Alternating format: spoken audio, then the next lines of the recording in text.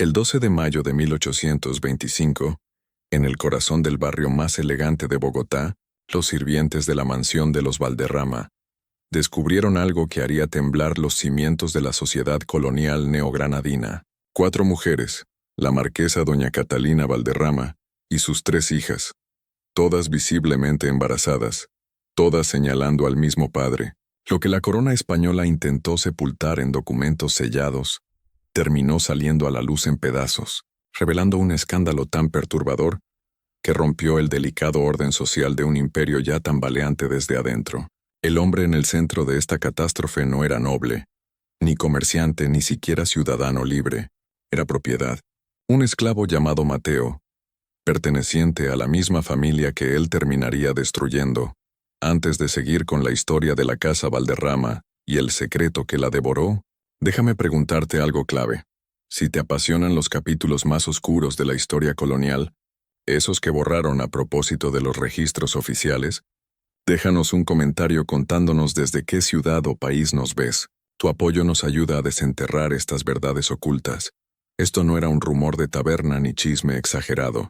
Quedó parcialmente registrado en actas eclesiásticas, correspondencia virreinal y libros de cuentas familiares que sobrevivieron a la purga deliberada de pruebas. Lo que viene es la reconstrucción de hechos que las autoridades españolas consideraron demasiado peligrosos para reconocer. El año 1825 fue un momento extraño en la historia de Bogotá. La ciudad, antes joya del virreinato de Nueva Granada, empezaba a mostrar grietas en su fachada dorada. El virrey José Manuel de Espeleta gobernaba desde el palacio con mano cada vez más nerviosa, consciente de que la revolución ardía en territorios vecinos. El rígido sistema de castas, peninsulares, criollos, mestizos, indígenas y africanos esclavizados, mantenía una paz artificial gracias a siglos de jerarquía impuesta. La familia Valderrama ocupaba la cima de la pirámide social bogotana. Doña Catalina Valderrama y Velasco, viuda del difunto marqués don Fernando Valderrama, dirigía su casa con la misma disciplina de hierro que había usado su esposo. A los 45 años, seguía siendo una presencia imponente en la sociedad colonial, una mujer cuya aprobación o desdén podía hacer o deshacer reputaciones entre las familias de élite. Sus 3 hijas encarnaban la educación refinada esperada de su clase. Isabel, la mayor de 25 años, estaba prometida al hijo segundo de un conde español, un matrimonio pensado para fortalecer los lazos familiares con Madrid. Adriana, de 23, mostraba una inteligencia aguda que a veces inquietaba a su madre, haciendo preguntas sobre la administración de la hacienda y finanzas que solían reservarse para hombres. La menor, Sofía, de apenas 20, tenía una dulzura que la hacía popular en las tertulias bogotanas, aunque algunos notaban que parecía ausente, con la mente en otro lado durante las conversaciones. La mansión Valderrama ocupaba casi una manzana entera en el barrio de La Candelaria, con gruesas paredes de adobe pintadas de un amarillo pálido que distinguía a las familias acomodadas. Dentro, 52 sirvientes mantenían el funcionamiento. Cocineros, amas de llaves, mozos de cuadra, jardineros y doncellas personales. Entre ellos, 28 eran esclavos cuya labor sostenía el lujo que permitía a la familia conservar su posición social. Mateo había llegado a la casa 6 años antes, comprado en subasta tras la quiebra de una hacienda cafetalera cerca de Ibagué. El libro de cuentas lo registraba como de unos 32 años, en excelente condición física, alfabetizado en español y portugués, hábil en carpintería y herrería, adquirido por 920 pesos. Ese detalle, su alfabetización, era inusual. La mayoría de los dueños mantenían a los esclavos analfabetos. Viendo la educación como amenaza al control, la marquesa lo asignó primero a las caballerizas, pero sus habilidades en carpintería pronto lo llevaron a tareas por toda la mansión: reparar muebles, reforzar puertas, mantener la elaborada madera tallada de los salones principales. Su trabajo lo ponía en contacto con la familia de formas que otros esclavos rara vez experimentaban. Medía ventanas en dormitorios, arreglaba cerraduras en estudios privados, instalaba estanterías nuevas en la biblioteca donde Adriana pasaba las tardes. Los sirvientes recordaban después que Mateo hablaba poco, mantenía la mirada baja ante los amos y terminaba sus tareas con cuidado meticuloso. La ama de llaves, doña Rosa Guzmán, le comentó una vez a la cocinera que Mateo parecía distinto, demasiado cuidadoso, demasiado consciente, aunque no sabía explicar exactamente por qué. La rutina de la casa seguía ritmos establecidos por décadas. Misa al amanecer en la capilla familiar, desayuno en el comedor formal, la marquesa recibiendo visitas en el salón mientras sus hijas bordaban, tomaban clases de música o supervisaban la producción de ropa para los pobres. Las tardes traían horas de visita, cenas elaboradas, oraciones vespertinas. La estructura parecía inquebrantable, diseñada para durar generaciones sin cambios, pero bajo esa superficie pulida, algo se había movido. Desde marzo de 1825, los sirvientes notaron pequeñas alteraciones. Isabel, siempre puntual para la misa matutina, llegaba tarde con el rostro pálido. Adriana dejó de pasear por los jardines y se encerraba en su cuarto con las persianas cerradas. Sofía desarrolló un apetito voraz, pidiendo combinaciones extrañas de comida que hacían intercambiar miradas preocupadas al personal de cocina. La marquesa misma parecía cada vez más distraída en sus reuniones con el padre Antonio Salazar, confesor de la familia. Él notó que sus manos temblaban ligeramente al sostener el rosario y que sus recitaciones, normalmente precisas, a veces se trababan. Cuando le preguntó con suavidad por su salud, ella insistió en que todo estaba perfectamente normal, aunque su tono decía lo contrario. A finales de abril, la costurera principal se acercó a doña Rosa con una observación inquietante. Todos los vestidos de la marquesa necesitaban ajustes en la cintura. Lo mismo pasaba con los de Isabel, Adriana y Sofía. La costurera susurró que los cambios sugerían un patrón que había visto incontables veces: la expansión inconfundible del embarazo. Doña Rosa descartó la idea como coincidencia, tal vez resultado de la temporada social excepcionalmente próspera que llevaba a excesos con comidas ricas. Pero la costurera insistió, señalando otros signos: cómo las jóvenes evitaban ahora los corsés apretados, la repentina aversión de la marquesa a ciertos alimentos, la frecuencia con que las cuatro se retiraban a sus habitaciones alegando fatiga. Esa convergencia de síntomas en cuatro mujeres de la misma casa era médicamente improbable, pero innegable.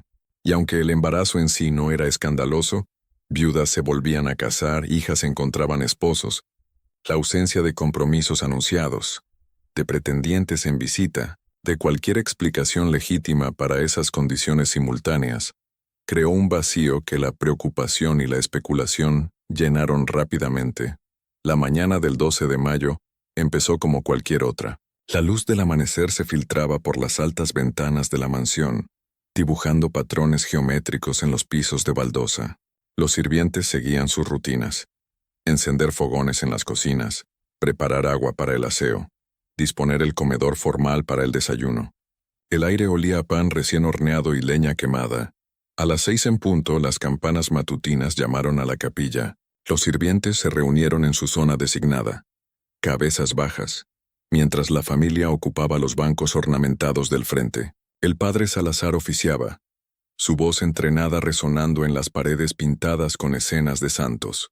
Pero esa mañana algo andaba mal. Solo Adriana apareció para la misa. Se arrodilló sola en la sección familiar, el rostro pálido como fantasma, las manos aferrando el banco de adelante con tanta fuerza que los nudillos se le pusieron blancos. El padre Salazar vaciló en su recitación, mirando los asientos vacíos donde deberían estar la marquesa y sus otras hijas. En 6 años como confesor de la familia, eso nunca había pasado, ni en enfermedad, ni en luto, ni en ninguna circunstancia. Intercambió miradas con doña Rosa, que estaba cerca de la entrada de la capilla. Ella negó levemente con la cabeza, preocupada. No sabía dónde estaban las demás. El sacerdote terminó la misa con prisa inusual, despidió a los sirvientes y se acercó de inmediato a Adriana. «Hija mía, ¿dónde están tu madre y tus hermanas?». La respuesta de Adriana fue un susurro apenas audible. «Tiene que verlo usted mismo, padre. En la sala azul. Rápido». La sala azul era el gabinete privado de la marquesa, donde recibía solo a los visitantes más confiables y manejaba los asuntos confidenciales de la casa. El padre Salazar recorrió los pasillos con Adriana, su sotana rozando los pisos pulidos. Doña Rosa los siguió a distancia discreta, su instinto diciéndole que lo que encontraran requeriría testigos.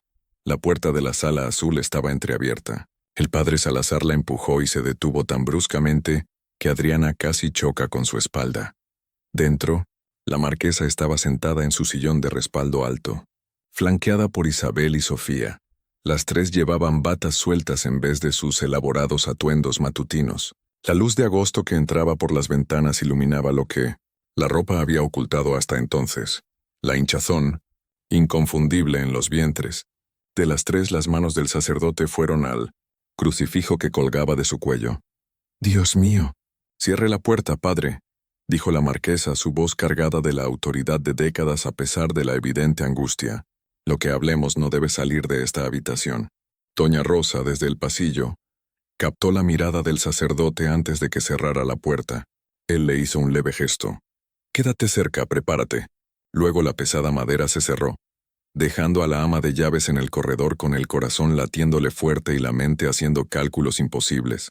Dentro de la sala azul, el padre Salazar luchaba por encontrar palabras. Su formación en teología y derecho canónico lo había preparado para muchos fallos humanos: adulterio, robo, violencia, orgullo. Pero esta situación superaba cualquier marco que le hubieran dado. 4 mujeres de la misma casa, visiblemente embarazadas, sin maridos, sin compromisos anunciados, sin explicación legítima. Cuando finalmente logró hablar: «Sospechamos que empezó en febrero», respondió Adriana, su voz firme en contraste con el silencio de su madre, en momentos distintos para cada una, pero todas dentro de unas 6 semanas. «¿Quién es el responsable?». La pregunta quedó flotando como humo. Isabel empezó a llorar suavemente, los hombros temblando. Sofía miraba sus manos cruzadas en el regazo. La marquesa alzó la barbilla, encontrando la mirada del sacerdote con ojos que mezclaban vergüenza y desafío. «Mateo», dijo, «el carpintero, el esclavo». El padre Salazar sintió que las piernas le fallaban. Se aferró al respaldo de una silla cercana para no caer. «Es imposible. El acceso, la oportunidad, el...». No pudo terminar la frase, su mente rechazando las implicaciones aunque la evidencia estuviera frente a él. «No supimos unas de otras hasta el mes pasado», continuó Adriana. Su tono clínico sugería que había ensayado la explicación. Cada una creía estar sola en su situación. Cuando la condición de Sofía se hizo evidente, ella se lo confesó a madre. Luego Isabel admitió lo mismo. Luego madre reveló la suya. Y al comparar fechas y circunstancias, todas identificamos al mismo hombre. El sacerdote se dejó caer en una silla, la mente girando. ¿Cómo pasó esto? Bajo este techo, con sirvientes por todos lados, con su reputación, vino a nosotras por separado. Interrumpió la marquesa, su voz dura, a reparar muebles, a arreglar una cerradura rota, a instalar estanterías, siempre con motivos legítimos, siempre cuando estábamos solas en nuestros cuartos. Era persuasivo. La formación teológica del padre Salazar chocaba con su comprensión humana. La posición oficial de la Iglesia era clara. Los esclavos no podían consentir nada, siendo propiedad y no personas con agencia. Cualquier contacto sexual entre un hombre esclavizado y una mujer libre constituía un asalto a la mujer, sin importar las circunstancias. Pero el tono de la marquesa llevaba algo que no podía identificar del todo. No trauma, no miedo, sino algo más complicado. «Debemos informar al virrey de inmediato», dijo. «Este crimen...». «No». La voz de la marquesa cortó como látigo. «¿Entiende lo que eso significaría? No solo para nosotras, sino para todas las familias de Bogotá. Si llega al virrey se vuelve oficial. Oficial significa registros. Registros significa escándalo. Escándalo significa nuestra destrucción total. El compromiso de Isabel se disolverá. Las perspectivas matrimoniales de Adriana desaparecerán. La reputación de Sofía quedará irreparable. El nombre Valderrama se convertirá en una advertencia susurrada en salones de todo el virreinato. Pero no pueden ocultarlo», protestó el padre Salazar. 4 embarazos, 4 niños. «No los ocultamos», dijo Adriana en voz baja. «Controlamos la narrativa. Con su ayuda». Y así empezó la conspiración, nacida no del mal, sino de la desesperación, moldeada por el peso aplastante de las expectativas sociales y la jerarquía rígida que gobernaba cada aspecto de la vida colonial. En esa habitación, mientras la luz matutina se movía por el piso, y los sirvientes seguían sus tareas en partes distantes de la mansión. 4 mujeres y un sacerdote comenzaron a construir una mentira que requeriría la cooperación de docenas de personas y el silencio de toda una casa. Pero primero, tenían que lidiar con el hombre que había causado esta catástrofe. ¿Dónde está Mateo ahora?, preguntó el padre Salazar. Trabajando en el taller de carpintería, respondió la marquesa. No sabe que descubrimos el patrón. Cree que cada una guarda su secreto por separado. ¿Qué quieren que se haga con él? La pregunta pesaba como plomo. Bajo la ley colonial, un esclavo que embarazaba a una mujer libre, especialmente de la posición de la marquesa, enfrentaba ejecución, no una muerte rápida, sino pública, diseñada para demostrar el poder de la sociedad en mantener las fronteras raciales y de clase. El proceso solía incluir tortura, confesión, humillación pública y finalmente ahorcamiento o quema, según la preferencia local por el espectáculo. Pero una ejecución levantaría preguntas. ¿Por qué mataron a este esclavo? ¿Qué crimen cometió? Y esas preguntas llevarían a investigaciones que descubrirían exactamente lo que la familia necesitaba ocultar. Sofía habló por primera vez, su voz apenas audible. Por favor, no le hagan daño, las demás mujeres la miraron. Hasta el padre Salazar parecía impactado. Debe enfrentar justicia, empezó el sacerdote, pero Sofía lo interrumpió. ¿Justicia? ¿Qué justicia existe en este mundo? Su voz creció con un borde histérico. Morirá porque nosotras existimos, porque la ley dice que su existencia amenaza la nuestra, porque la verdad de lo que pasó entre nosotros no cabe en ninguna categoría que la Iglesia o la corona reconozcan, pero matarlo no deshace nuestra situación, solo suma una muerte más al horror que creamos. La mano de la marquesa se movió como para golpear a su hija menor. Luego se detuvo. Su rostro pasó por una serie de emociones. Rabia, dolor, reconocimiento, antes de asentarse en una resignación sombría. Tiene razón, dijo finalmente la marquesa.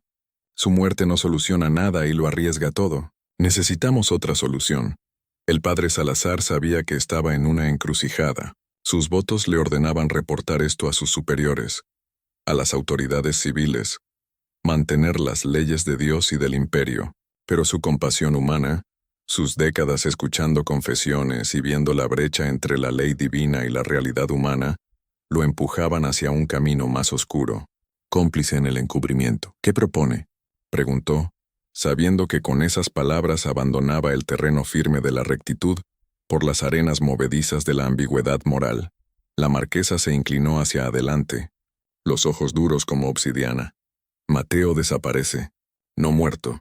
Eso crea mártires e investigaciones. Simplemente se desvanece, vendido a una hacienda en el norte, tal vez, o a una mina en las montañas, en algún lugar donde su voz no llegue a Bogotá, donde su testimonio no valga nada porque nadie lo conoce, ni le importa verificar sus palabras. ¿Y los niños?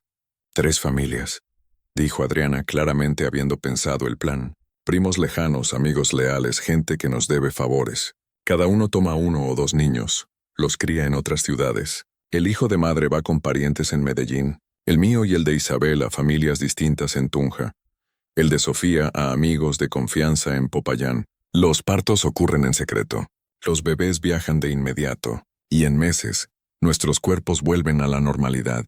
Reanudamos nuestras vidas, el escándalo muere antes de encenderse del todo. ¿Y el cuarto niño?, preguntó el padre Salazar. Dijeron 3 familias, pero hay 4 embarazos. El silencio llenó la habitación, pesado, asfixiante, cargado con una decisión aún no dicha pero ya comprendida. Algunos bebés no sobreviven, dijo la marquesa en voz baja. Complicaciones en el parto, trágico sin duda, pero no raro. Lloramos, seguimos adelante. Un niño perdido es una desgracia. 4 embarazos simultáneos son una catástrofe que lo destruye todo. El padre Salazar cerró los ojos, sabiendo que había cruzado del consejo a la conspiración activa. Tendré que hablar con Mateo primero, dijo. Escuchar su confesión, entender qué lo motivó. No. La marquesa se puso de pie, irguiéndose a toda su altura a pesar de su estado. Solo le hablará para informarle de su destino. Él no tiene voz en esto. Nunca la tuvo. En el momento en que tocó a cualquiera de nosotras, perdió cualquier derecho a justicia, misericordia o consideración. ¿Entiende? Esto termina hoy, de una forma u otra, o coopera con su remoción de Bogotá, o buscamos soluciones más permanentes. La amenaza quedó en el aire, inequívoca.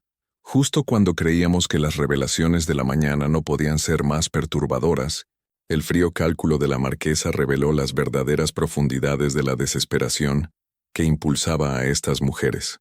La confrontación con Mateo ocurrió esa tarde en el taller de carpintería, una estructura separada detrás de la mansión principal, donde él reparaba muebles y trabajaba la madera. El padre Salazar se acercó solo, como había insistido la marquesa. Menos testigos significaban menos complicaciones. El taller olía a madera recién cortada y aceite de linaza, aromas familiares que contrastaban brutalmente con el propósito oscuro de la visita del sacerdote. Mateo estaba en su banco de trabajo, cepillando una pieza de cedro, sus movimientos precisos y concentrados. No levantó la vista cuando el padre Salazar entró, aunque debió oír la puerta. «Mateo», dijo el sacerdote, «necesitamos hablar».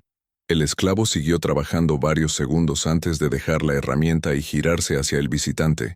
Su expresión no revelaba nada, ni culpa, ni miedo, ni reconocimiento de la catástrofe que estaba a punto de caerle encima. «Padre», reconoció, tono neutral, «las mujeres de esta casa están embarazadas», declaró el padre Salazar sin rodeos observando reacciones. «Las 4. Dicen que tú eres el responsable». El rostro de Mateo permaneció impasible, pero algo parpadeó en sus ojos. Cálculo, tal vez, o evaluación de cómo responder a una acusación que llevaba pena de muerte. «Están mintiendo», dijo finalmente. «¿Por qué mentirían sobre esto?» «Porque necesitan a alguien a quien culpar», respondió Mateo, voz baja pero firme. «Porque la verdad es peor que su invención». El sacerdote sintió hielo extenderse por su pecho. «¿Qué verdad? ¿Cree que me impuse a 4 mujeres en una casa llena de sirvientes, sin que nadie notara, nadie oyera, sin evidencia más allá de su palabra?» La risa de Mateo tenía un filo amargo. «Soy propiedad, padre. No tengo derechos, ni voz, ni defensa, pero no soy tan estúpido como para suicidarme violando. Lo que sea que pasó en esta casa, lo que sea que estas mujeres protegen, me usan como explicación conveniente que salva sus reputaciones mientras destruye la mía». El padre Salazar se sintió desequilibrado por la respuesta. Esperaba confesión, súplica, tal vez negación con culpa evidente, pero la lógica calmada de Mateo sembró dudas que antes no existían. Entonces, ¿cuál es la verdad? La verdad es que la marquesa ha recibido visitas masculinas en sus aposentos privados durante el último año, dijo Mateo. La verdad es que el prometido español de Isabel visitó meses antes de que el compromiso fuera oficial. La verdad es que Adriana se ha estado encontrando con Diego Santamaría, el hijo del comerciante, en la biblioteca cuando todos creían que leía sola. La verdad es que Sofía ha tenido un romance con Luis Fernando Pardo, el joven cuya familia tiene el almacén de telas en la calle Real. La verdad es que las 4 se embarazaron de hombres de su misma clase, y ahora necesitan un chivo expiatorio que no pueda defenderse. Las acusaciones salían con el peso de hechos observados, no de invenciones desesperadas. La mente del padre Salazar corría. ¿Podía ser verdad? Los detalles eran lo bastante específicos para verificarse. Santamaría y Pardo eran personas reales conocidas en los círculos sociales de Bogotá. La marquesa recibía visitas, aunque siempre con aparente decoro. ¿Pero había habido más? ¿Por qué debería creerte a ti? ¿Por qué debería creerles a ellas?, replicó Mateo. 4 mujeres, 4 ocasiones distintas, todas embarazadas del mismo esclavo que de alguna forma logró esto sin que nadie notara hasta ahora. Desafía la lógica, desafía la probabilidad. Solo sirve un propósito: proteger las reputaciones de mujeres que tomaron decisiones que ahora lamentan y necesitan explicar. El padre Salazar sintió que el suelo se movía bajo sus certezas. Si Mateo decía la verdad, las mujeres no eran víctimas, sino conspiradoras que incriminaban a un inocente. Pero si las mujeres decían la verdad, este esclavo poseía oportunidad y audacia más allá de lo imaginable. Sea como sea la verdad, dijo finalmente el sacerdote, la decisión está tomada. Serás vendido y trasladado lejos de Bogotá. Tu destino se mantendrá en secreto. Nunca hablarás de esta situación a nadie, bajo pena de muerte. ¿Entiendes? Entiendo que me castigan por crímenes que no cometí para proteger a quienes sí los cometieron, respondió Mateo. Entiendo que la verdad no importa cuando el poder decide lo contrario. Entiendo que soy propiedad no persona y la propiedad no tiene derecho a justicia. ¿Aceptarás este destino en paz?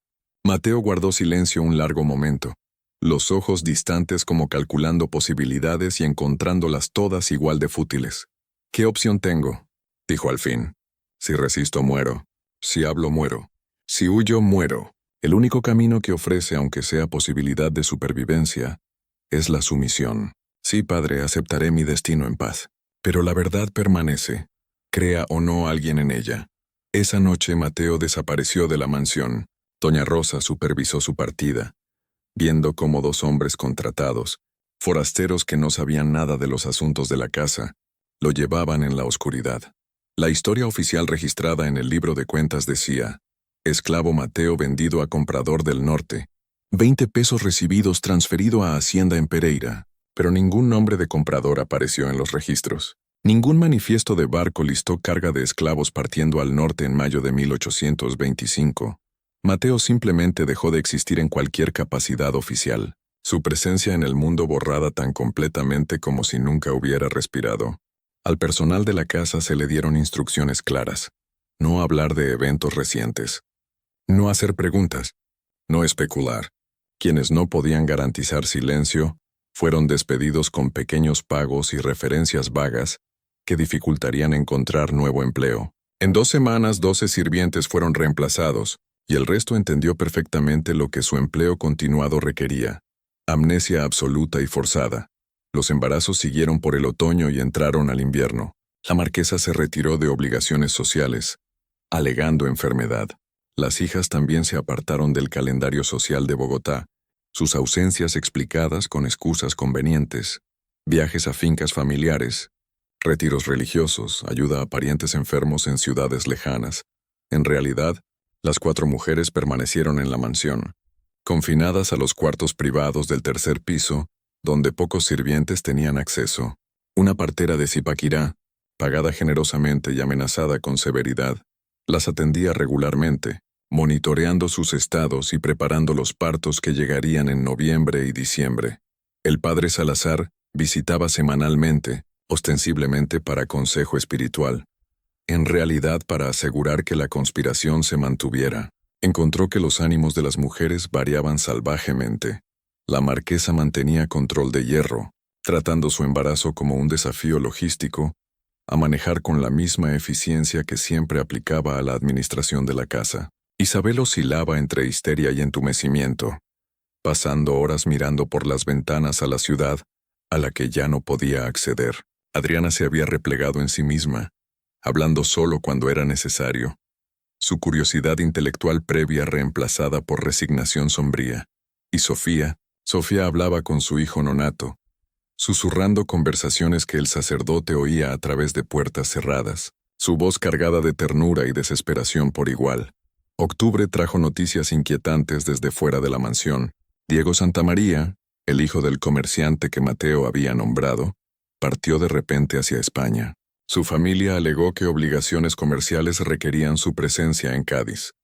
Luis Fernando Pardo, el joven del almacén de telas, también desapareció de Bogotá, supuestamente para manejar operaciones familiares en Quito. Esas partidas repentinas podían ser coincidencia, pero el padre Salazar las notó con creciente inquietud. La marquesa había hecho arreglos con esos hombres, los había advertido, amenazado, pagado para que desaparecieran antes de que alguien pudiera cuestionarlos sobre posibles conexiones con sus hijas. El sacerdote no preguntó, sabiendo que cierto conocimiento pesaba más que la iluminación que podía justificar. Noviembre llegó con tormentas fuera de temporada, lluvia golpeando los tejados de la mansión e inundando las calles. En medio del aguacero, el 18 de noviembre, la marquesa entró en trabajo de parto. La partera trabajó toda la noche mientras truenos sacudían las paredes y relámpagos iluminaban los cuartos del tercer piso en destellos crudos. Al amanecer, la casa oyó el llanto de un bebé, breve, débil, luego silencio. El niño no sobrevivió. La partera reportó al padre Salazar: nació muy temprano, pulmones no desarrollados lo suficiente. La marquesa se recupera físicamente, pero la pérdida la ha afectado gravemente. El sacerdote dio los últimos ritos al pequeño cuerpo, notando sus rasgos al hacerlo. Piel más oscura de lo esperado para la herencia castellana de la marquesa, nariz más ancha, labios más gruesos. El bebé había estado vivo al nacer, estaba seguro. El llanto que oyó había tenido fuerza, pero el rostro de la partera no mostraba más que simpatía profesional, y el pequeño bulto que le entregó para el entierro contenía un infante frío que llevaba evidencia de la herencia misma, que hacía imposible reconocer su existencia. 2 días después, Isabel dio a luz a un niño sano. El bebé fue inmediatamente a la familia López en Tunja, transportado en la noche por sirvientes de confianza que nunca revelarían el propósito de su viaje. Una semana después, Adriana dio a luz a una niña enviada en horas a la Casa Gómez en Medellín. Y finalmente, el 9 de diciembre, Sofía dio a luz gemelos, niño y niña, ambos robustos y llorando, ambos enviados por separado a familias cuyos nombres el padre Salazar decidió no aprender. Para el 15 de diciembre, los cuartos del tercer piso estaban vacíos otra vez. La partera partió con pago suficiente para comprar su silencio permanente y amenazas suficientes para asegurarlo. Los sirvientes que habían presenciado cualquier parte de los partos se encontraron generosamente compensados e inmediatamente despedidos. Personal nuevo ignorante de eventos recientes llenó los puestos. La marquesa, Isabel y Adriana reanudaron sus lugares en el mundo social de Bogotá esa primavera, sus figuras restauradas, sus reputaciones intactas. Sofía, sin embargo, no se recuperó como se esperaba. Permaneció en sus aposentos rechazando visitas, negando comida, sin hablar con nadie. El padre Salazar reconoció los signos de melancolía profunda, lo que los médicos llamaban colapso nervioso, y que hoy entenderíamos como depresión posparto severa agravada por trauma y duelo.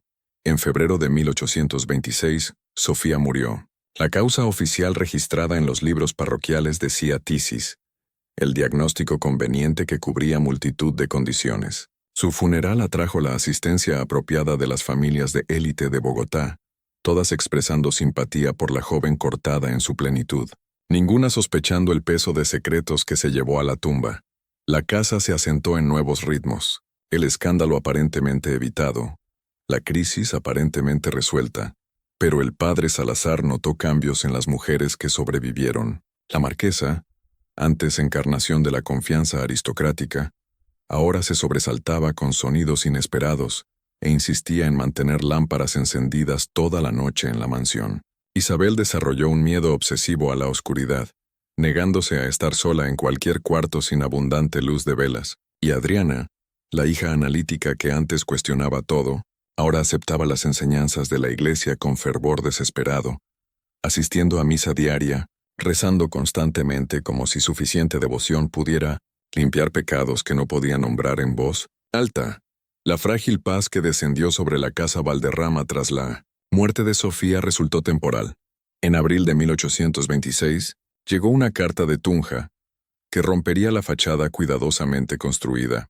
Doña Rosa la llevó directamente a la marquesa, reconociendo el sello de la familia López, y entendiendo que correspondencia de ellos solo podía concernir un tema. La marquesa la abrió con manos temblorosas, su rostro palideciendo mientras leía. Cuando terminó, permaneció inmóvil varios minutos antes de hablar. «El niño está muerto», dijo sin entonación, «el niño que enviamos a los López. Una fiebre se lo llevó hace 2 semanas». Doña Rosa, la única sirvienta que conocía el alcance completo del escándalo, se persignó. «Que Dios lo tenga en su gloria». Hay más. La voz de la marquesa tenía un filo que hizo que el estómago de la ama de llaves se contrajera. Antes de morir, el niño fue examinado por un médico.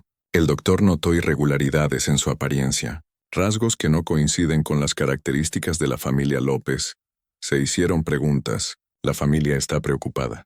Quieren garantías de que no surgirán complicaciones de su acto caritativo. Traducción. Querían dinero para mantener el silencio.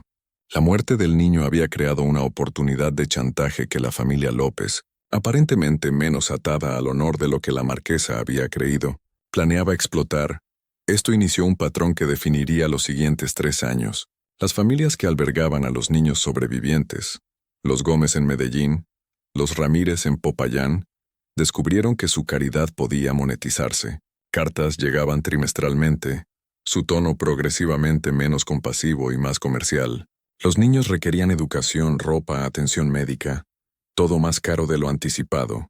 Las familias necesitaban compensación por su discreción continua. Los costos se multiplicaron. La marquesa pagó, por supuesto. No tenía opción, pero el drenaje constante de las finanzas familiares no podía continuar indefinidamente sin notarse.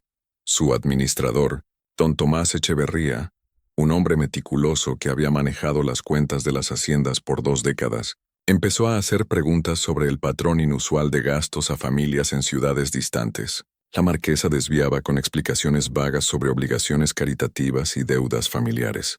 Pero el escepticismo de Echeverría creció. En octubre de 1827, Echeverría se acercó al padre Salazar con preocupaciones de que la marquesa pudiera estar cayendo víctima de fraude o extorsión.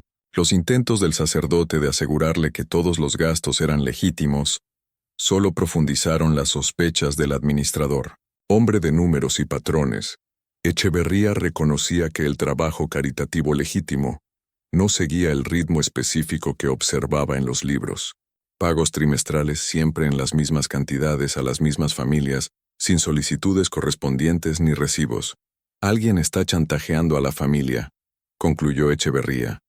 La pregunta es ¿por qué? ¿Qué secreto vale tanto oro? El padre Salazar sugirió que el administrador discutiera sus preocupaciones directamente con la marquesa, sabiendo que esto la forzaría a incluir a Echeverría en la conspiración, o encontrar otro administrador menos curioso sobre irregularidades financieras. La marquesa eligió la inclusión, revelando lo suficiente de la situación para justificar los pagos, mientras omitía el alcance completo del escándalo. Cometí errores, le dijo a Echeverría en su oficina privada, su voz cargada de vulnerabilidad inusual. Hubo un hombre, un breve affair del que estoy profundamente avergonzada. Resultó un niño. Las familias que identificaste cuidan de ese niño, y les pago para que el secreto permanezca enterrado.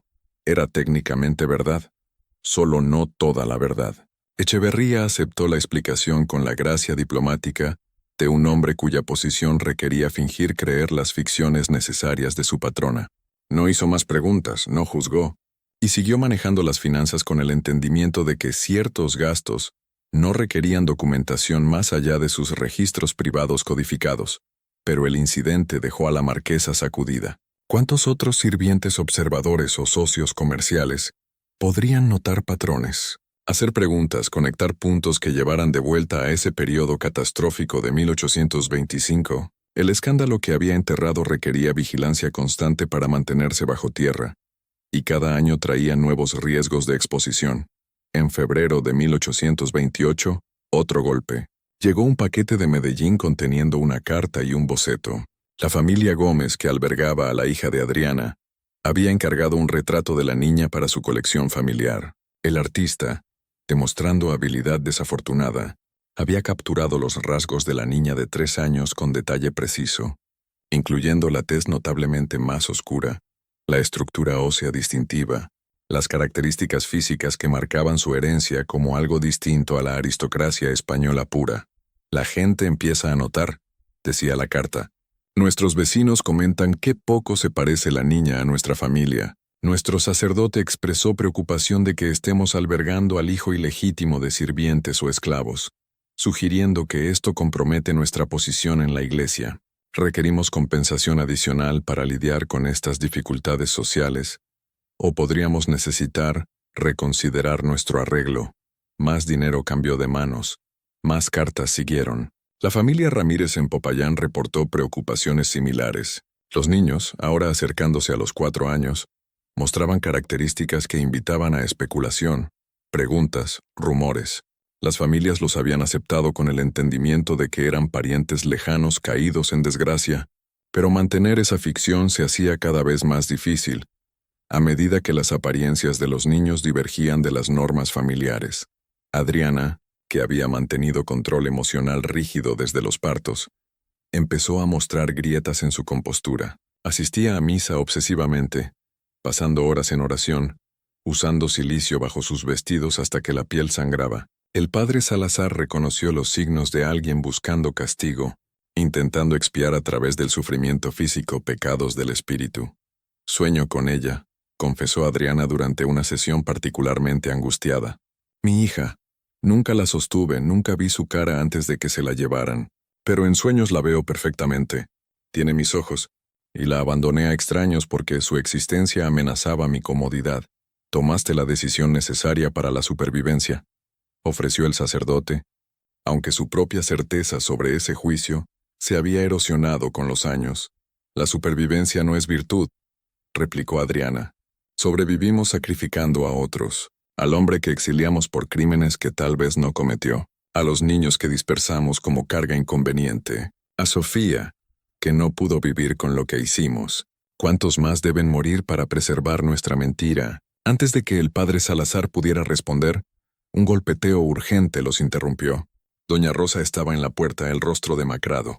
Padre, venga de inmediato. Isabel ha recibido una visita de Tunja. La encontraron en el salón formal, enfrentando a un joven de ropa polvorienta por el viaje, cuyos rasgos explicaban de inmediato la alarma de Doña Rosa. Parecía tener unos 22 años, bien vestido a pesar del polvo del camino, con la confianza de alguien acostumbrado al respeto. Su tono de piel caía entre europeo e indígena, sus rasgos una mezcla impactante que sugería herencia mixta.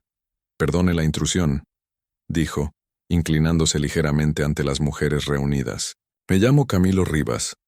Creo que conocieron a mi padre, Mateo, que trabajó en esta casa hace varios años. El mundo pareció inclinarse. El padre Salazar se aferró al marco de la puerta para estabilizarse. ¿Cómo era posible? Mateo había sido vendido y transportado años atrás, su destino deliberadamente oscurecido. Y sin embargo aquí estaba alguien reclamando ser su hijo, hablando con educación y porte que sugerían recursos mucho más allá de lo que un esclavo podía proveer. No sabíamos que Mateo tuviera un hijo, dijo la marquesa con cuidado, sus instintos políticos tomando el control a pesar del shock. ¿Cuándo vio a su padre por última vez? No lo he visto, respondió Camilo. Desapareció cuando yo tenía 16 años, vendido por sus dueños anteriores. He pasado años rastreando sus movimientos, siguiendo la pista de ventas y transferencias, intentando ubicarlo, o al menos saber su destino. La pista me trajo aquí, a la mansión Valderrama, donde los registros muestran que trabajó de 1819 a 1825. Esperaba que pudieran saber qué fue de él. El rostro de Isabel se había puesto blanco como papel. Adriana aferró el respaldo de una silla con ambas manos. La expresión de la marquesa no revelaba nada. Años de entrenamiento aristocrático le permitían mantener compostura incluso mientras el suelo se desmoronaba debajo. Me temo que su padre fue vendido a una hacienda en el norte, dijo la marquesa con suavidad. La ubicación exacta se me escapa. Fue hace varios años, y hemos tenido muchos trabajadores en ese tiempo. Lamento no poder ayudar más. Entiendo. Camilo estudió su rostro con intensidad inquietante. Es extraño, sin embargo. Revisé los registros de embarque en Cartagena, los registros de haciendas en Pereira y Manizales, incluso las operaciones mineras en las montañas. No existe registro de un esclavo llamado Mateo, llegando a ningún lado en 1825. Es como si simplemente se hubiera desvanecido, lo cual es difícil de lograr con propiedad, que requiere documentación para cada transacción. La acusación implícita quedó en el aire. El padre Salazar dio un paso adelante, usando su autoridad clerical para desviar la situación. Los registros de esa época pueden ser poco confiables, dijo. Guerras, caos administrativo, simple incompetencia burocrática. Muchas transacciones quedaron sin documentar. Su padre bien podría estar vivo y trabajando en algún lugar bajo otro nombre, como a veces pasaba cuando los esclavos eran revendidos múltiples veces. Tal vez. El tono de Camilo sugería que no creía la explicación. Me pregunto, sin embargo, si podría hablar con sirvientes que trabajaron aquí durante ese periodo. Podrían recordar detalles que me ayuden. Me temo que la mayoría de nuestro personal de esa época ya no trabaja aquí, respondió la marquesa. La composición de la casa cambia frecuentemente. Los pocos que quedan probablemente no interactuaron mucho con su padre. Trabajaba principalmente en el taller de carpintería, algo separado de la casa principal. Camilo asintió lentamente, expresión pensativa. Agradezco su tiempo. Si surge alguna información sobre el paradero de mi padre, les agradecería que me enviaran palabra. Proporcionó una dirección en Bogotá donde podía ser contactado. Luego partió con la misma cortesía inquietante que mostró al llegar. Tras su partida, las 3 mujeres y el sacerdote quedaron en silencio, cada una procesando las implicaciones de esta intrusión inesperada en su pasado, cuidadosamente enterrado. Finalmente, Adriana habló, su voz hueca. ¿Sabe algo? La forma en que nos miró, las preguntas que hizo, sospecha más de lo que dice. No le decimos nada, dijo la marquesa con firmeza. No tiene pruebas, ni influencia, ni autoridad. Es el hijo de un esclavo intentando causar problemas a personas muy por encima de su posición. Lo ignoramos y eventualmente se rendirá y seguirá adelante. Pero el padre Salazar no estaba convencido. Camilo Rivas había demostrado recursos, educación y determinación inusuales para alguien de su trasfondo. Su investigación ya había descubierto la ausencia de documentación que debería existir. El vacío administrativo donde la pista de Mateo debería continuar. ¿Cuánto tardaría en conectar otros puntos? ¿Cuánto en enterarse de los embarazos, los partos secretos, los niños dispersos por Nueva Granada? Esa noche, el padre Salazar no pudo dormir. Se sentó en su pequeña oficina del rectorado, revisando los últimos 4 años, sumando las bajas de la conspiración que había ayudado a construir. Sofía, muerta por duelo y desesperación. 4 niños. Ahora 3 sobrevivientes criados por extraños cargando el peso de secretos que aún no entendían.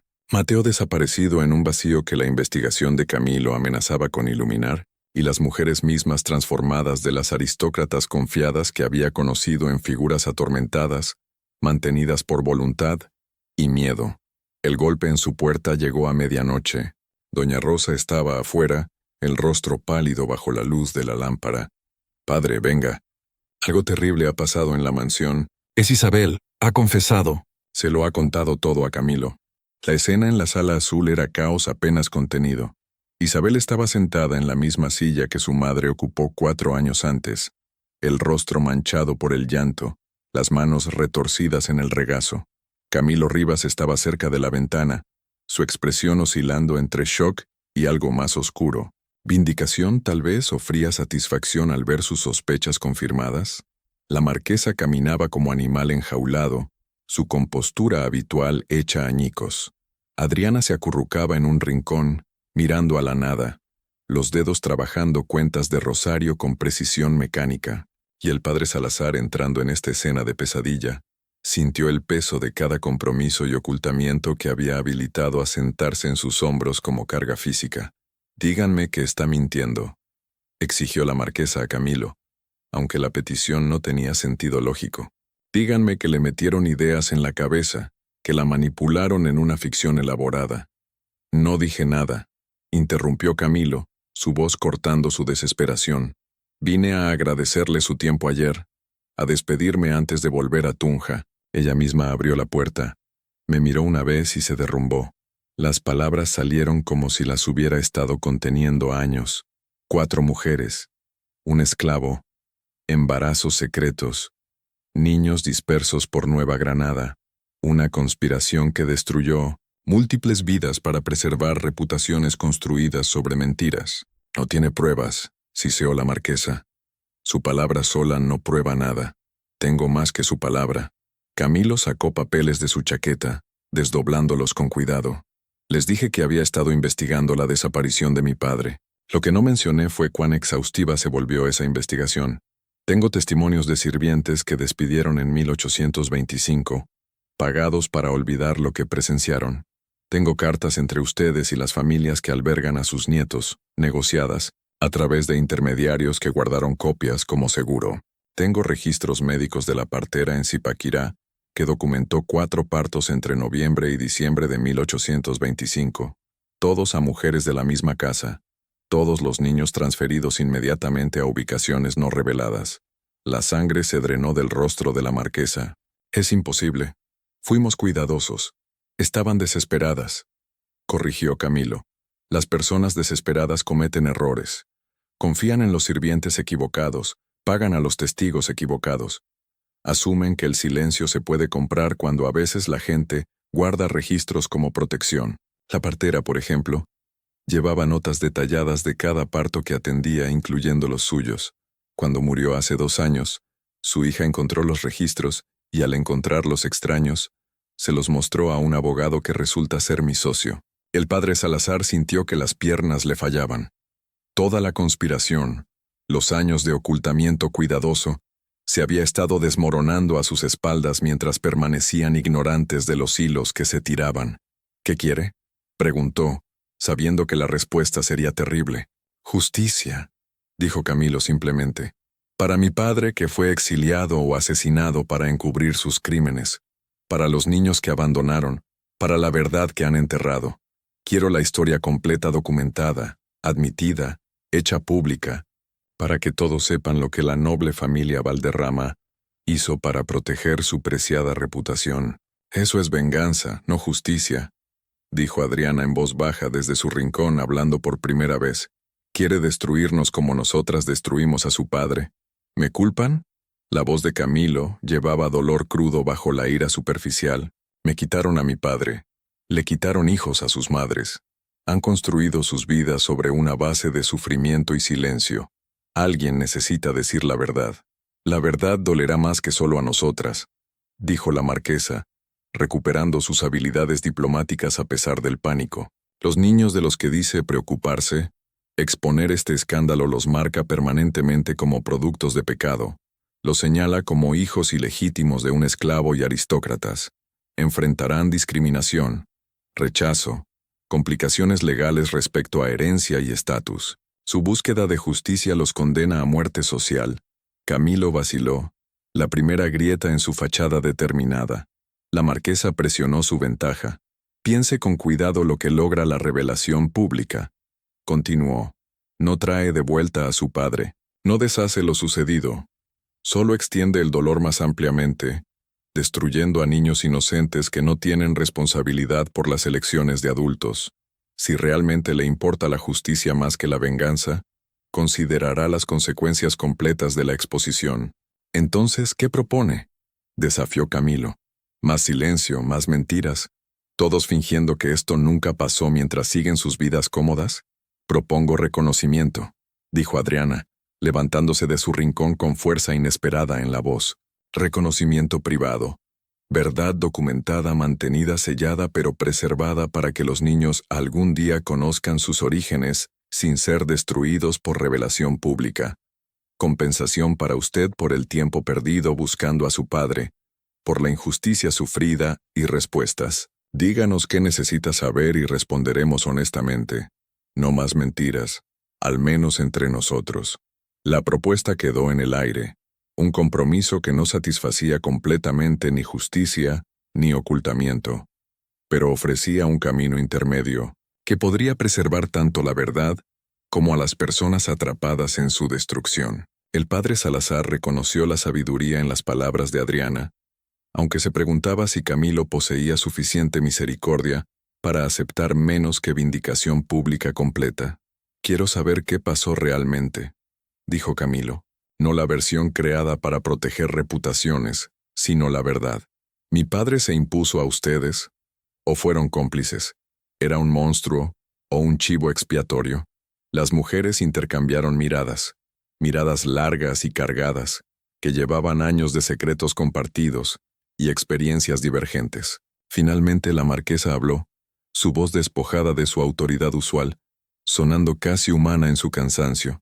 Ya no sé qué significa la verdad, admitió. ¿Su padre inició el contacto? Sí. ¿Fue forzado? Esa palabra se complica cuando se discute interacción entre un esclavo y una mujer libre. La ley dice que nunca pudo obtener consentimiento, porque su estatus hacía cualquier contacto sexual con él, un crimen por definición. Pero la ley también dice que yo no podía consentir con él, porque su esclavitud significaba que le faltaba la personalidad requerida para relaciones íntimas legítimas. Existimos en categorías que hacen casi imposible una discusión honesta de lo que pasó. Intente, exigió Camilo.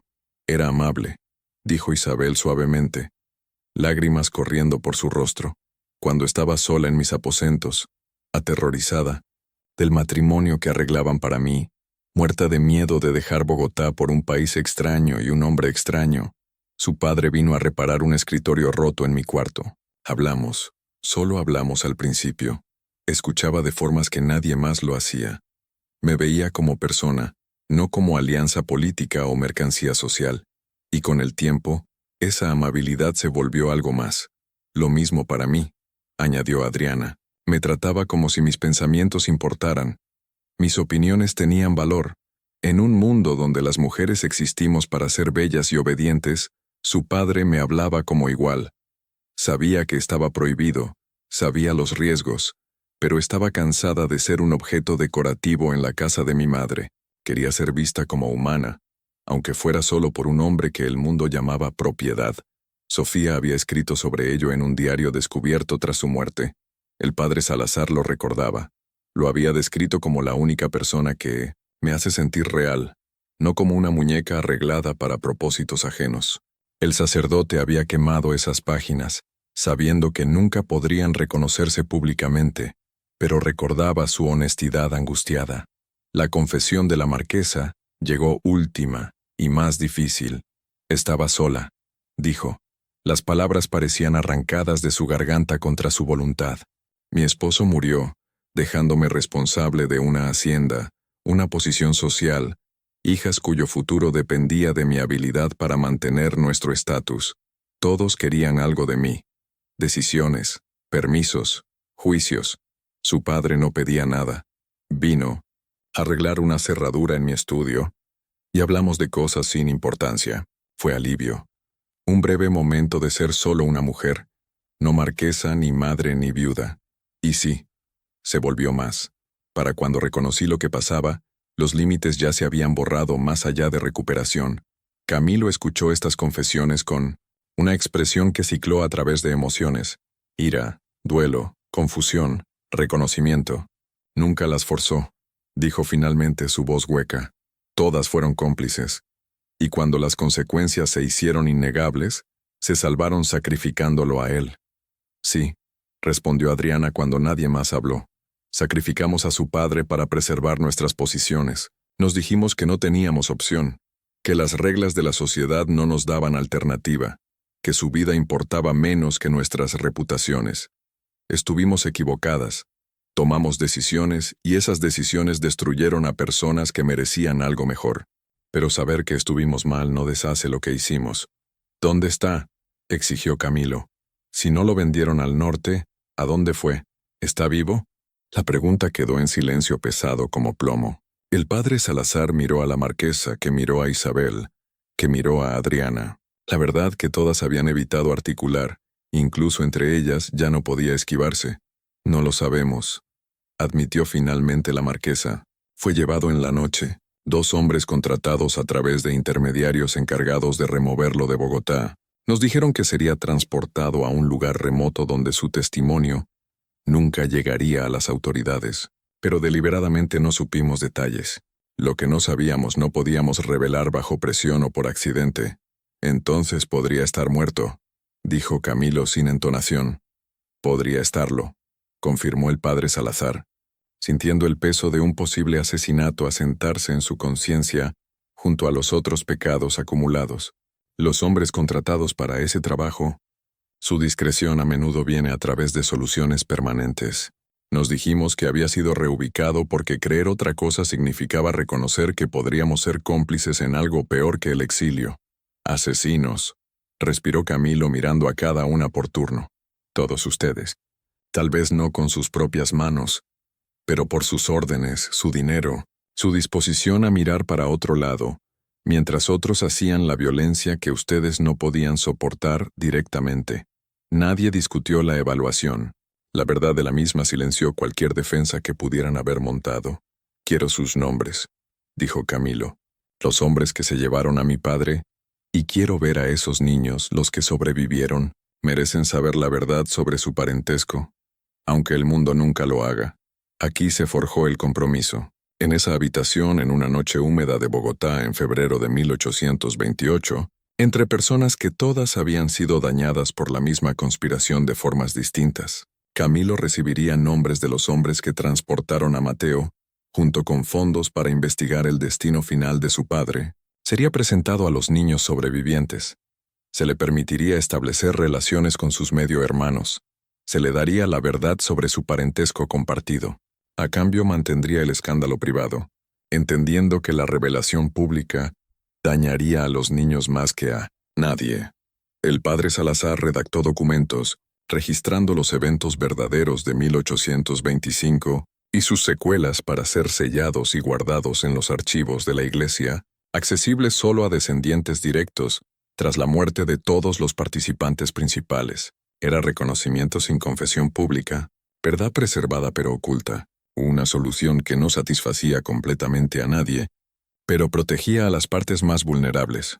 Camilo partió a la mañana siguiente con los nombres que don Tomás Echeverría había descubierto a través de su propia investigación discreta de los gastos sospechosos de la casa 4 años antes. Los 2 hombres contratados para transportar a Mateo, matones del puerto de Bogotá conocidos por manejar remociones difíciles, fueron encontrados y entrevistados. Su historia, cuando oro suficiente aflojó sus memorias, resultó tan terrible como se temía. Camilo Rivas regresó a la mansión 3 semanas después, el rostro demacrado, los ojos cargados de conocimiento que le había costado algo esencial. El padre Salazar lo encontró en la puerta, viendo en la expresión del joven confirmación de las peores posibilidades que todos habían entretenido pero nunca articulado completamente. Los encontré, dijo Camilo sin preámbulo. Los hombres que se llevaron a mi padre recordaban el trabajo claramente. No es frecuente que los contraten para hacer desaparecer permanentemente a alguien de una casa como esta. El sacerdote lo llevó al estudio donde la marquesa, Isabel y Adriana esperaban con la tensión anticipada de prisioneros aguardando sentencia. Camilo rechazó la silla ofrecida, quedándose de pie con control rígido, que sugería que cualquier relajación destrozaría lo que quedaba de su compostura. Mi padre no salió de Bogotá, declaró.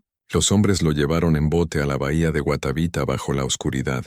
Tenían instrucciones de que nunca pudiera regresar, nunca hablar de su tiempo aquí, nunca existir en capacidad oficial que le permitiera testificar sobre eventos en esta casa. La forma más fácil de garantizar ese resultado era asegurar que nunca llegara a ningún destino. Isabel hizo un pequeño sonido herido. Adriana cerró los ojos. La marquesa permaneció perfectamente quieta, el rostro tallado en piedra. Le ataron peso y lo arrojaron al agua profunda, continuó Camilo, su voz mecánica, reportando hechos como si la emoción pudiera destruir su capacidad de hablar. Estaba vivo cuando lo pusieron en el agua, consciente. No luchó, dijeron.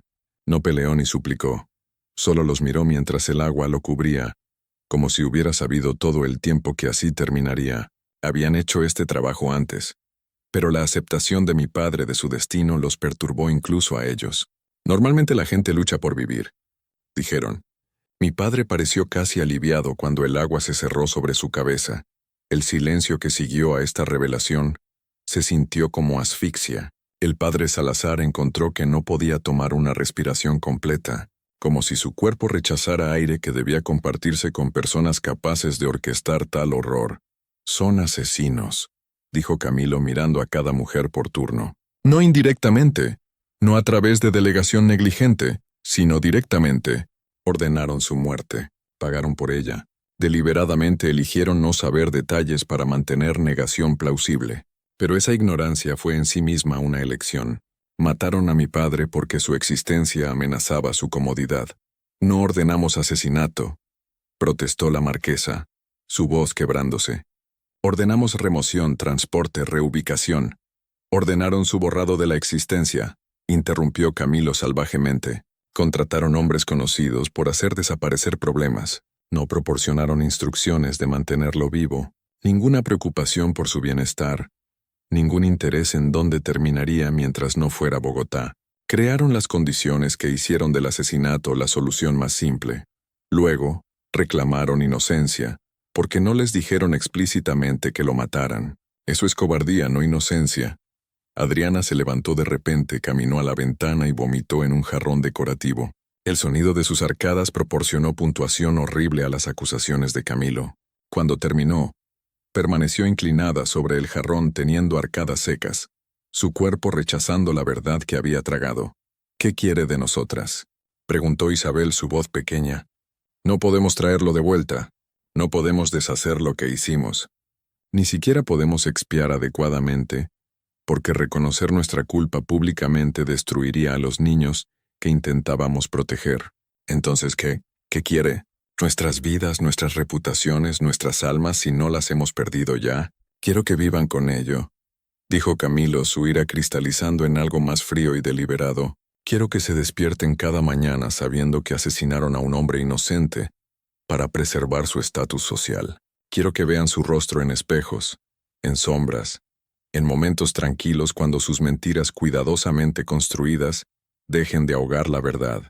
Quiero que recuerden que en algún lugar bajo la bahía de Guatavita, lastrado con piedras y cadenas, los huesos de mi padre descansan en la oscuridad, porque valoraron sus reputaciones más que su vida. Se movió hacia la puerta. Luego se detuvo. Cumpliré mi palabra respecto a los niños.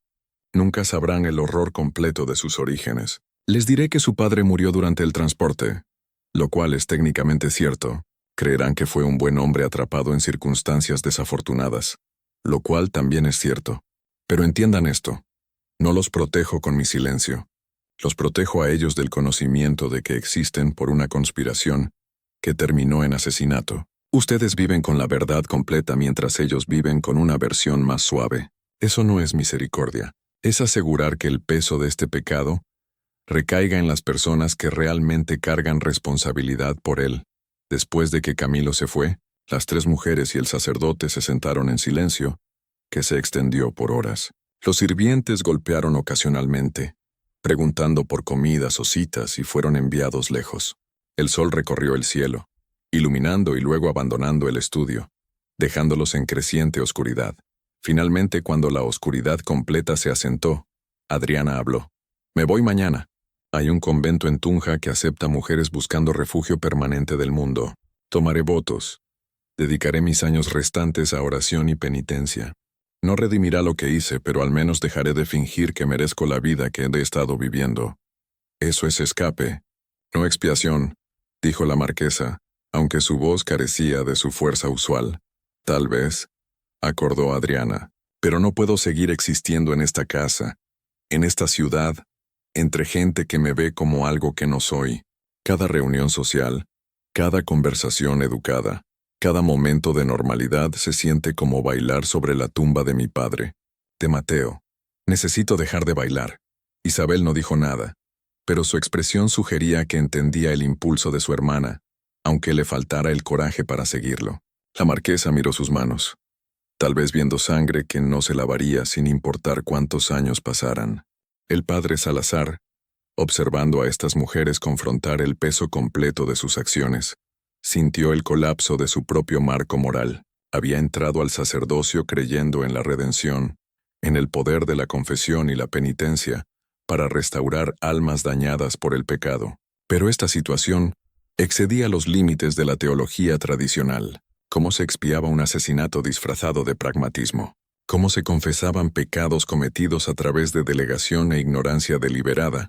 Cómo se otorgaba absolución cuando las víctimas no podían perdonar porque habían sido silenciadas permanentemente.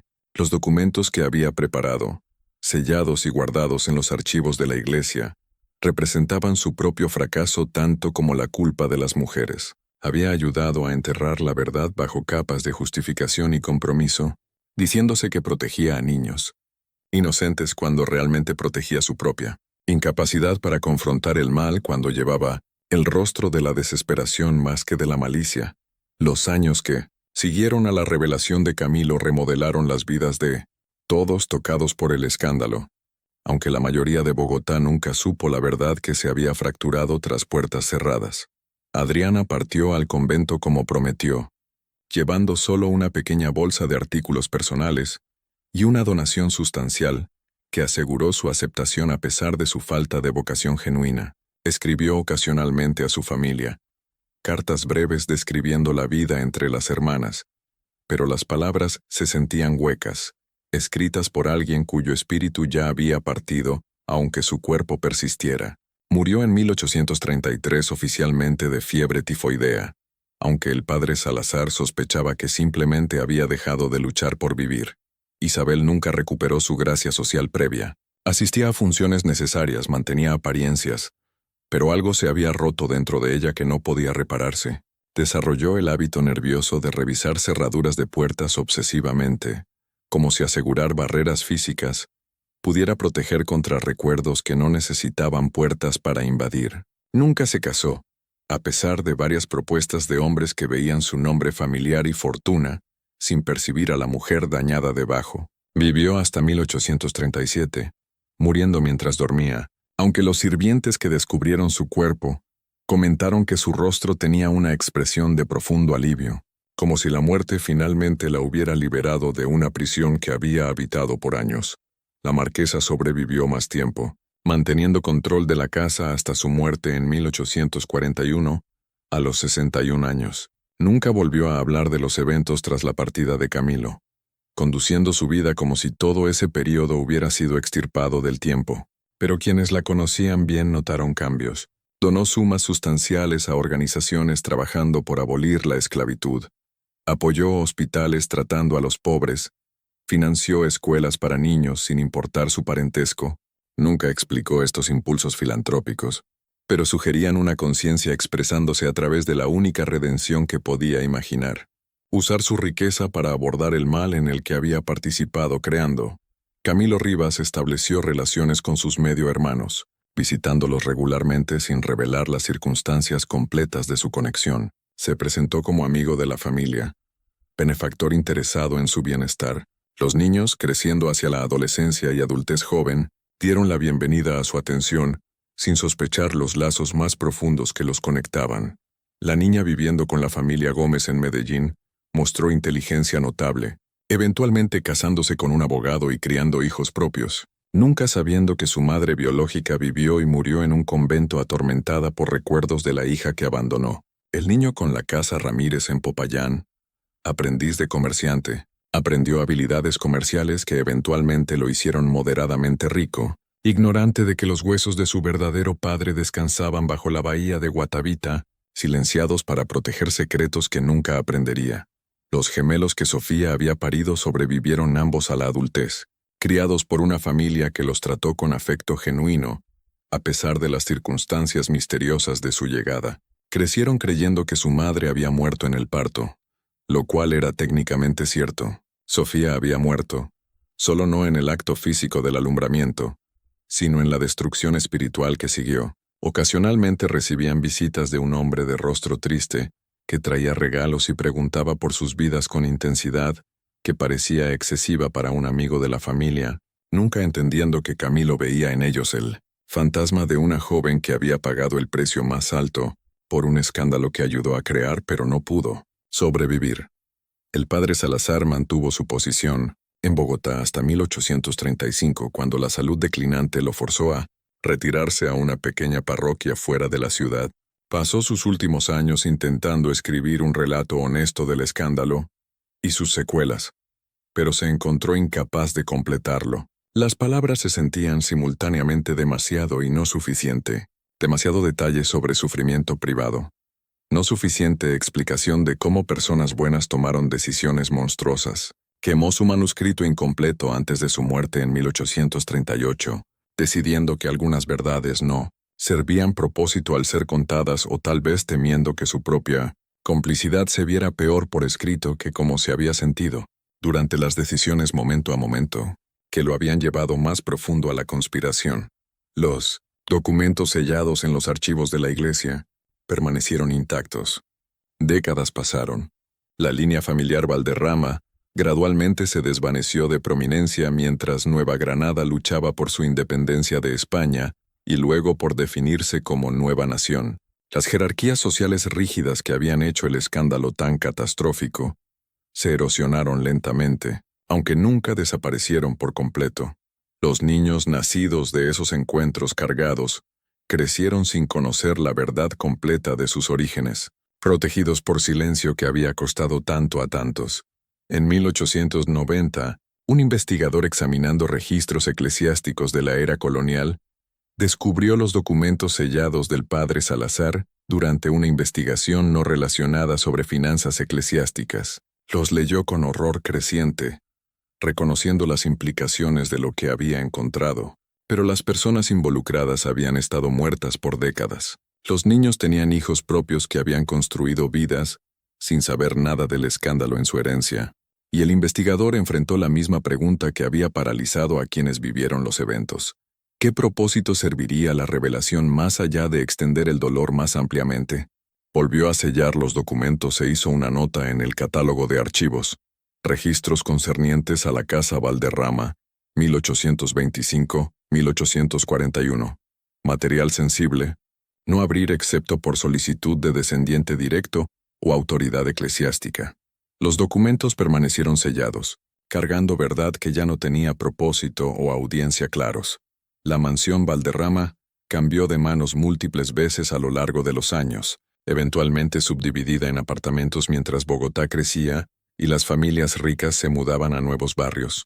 Los cuartos del tercer piso, donde 4 mujeres habían ocultado sus embarazos, se convirtieron en hogares para familias de clase trabajadora que no sabían nada de los secretos absorbidos por esas paredes. El taller de carpintería donde Mateo había trabajado fue demolido para hacer espacio para expansión. La sala azul donde ocurrieron tantas conversaciones dolorosas fue repintada, redecorada, vaciada del mobiliario que había presenciado conspiración y confesión.